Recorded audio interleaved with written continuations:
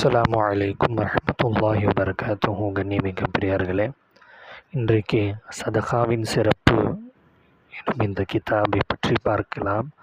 ஹதரத் மௌலானா மௌலவி அல்ஹாஜ் முஹம்மது ஜஹரியா ரஹமத்துல்லாஹி அலைஹி அவர்கள் இந்த கிதாபை எழுதியிருக்கிறார்கள். இந்த கிதாபுடைய தர்ஜுமாவை ஹதரத் தாவூத் ஷரீஃப் ஹாஜியார் அவங்க கிதாபுக்கு தர்ஜுமா செஞ்சுருக்காங்க. சகோதரர்களே, இந்த கிதாப் இருக்கே ரொம்பவுமே அருமையான ஒரு கிதாப். படிப்பதற்கு ரொம்பவும் அழகாக இருக்கும் இந்த கிதாப்.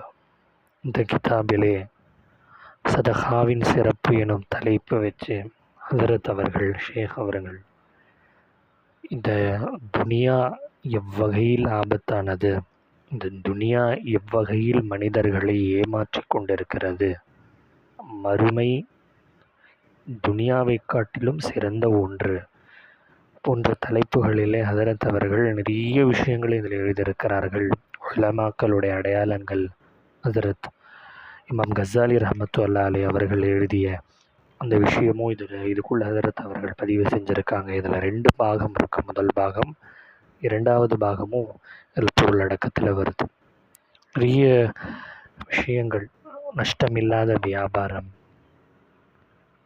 நஷ்டவாளர் யார், வெற்றியாளர் யார், கண்ணியமான கூலி, மாபெரும் நற்கூலி போன்ற பல தலைப்புகளில் இருக்குது. அதே மாதிரி இதில் 2வது பாகத்தில் பார்த்திங்கன்னா பெரியார்களுடைய சம்பவங்கள், சஹாபாக்களுடைய சம்பவங்கள் இருக்கும்.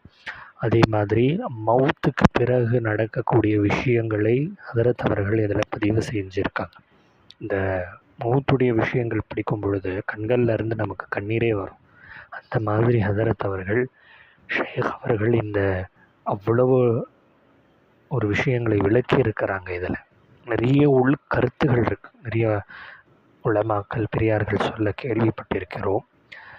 இந்த கிதாப் மிகவும் ஆழமான கருத்துகளுடையது என்றெல்லாம் கேள்விப்பட்டிருக்கிறோம். அல்லாஹ் தஆலா படித்து அமல் செய்ய தௌஃபீக் செய்ய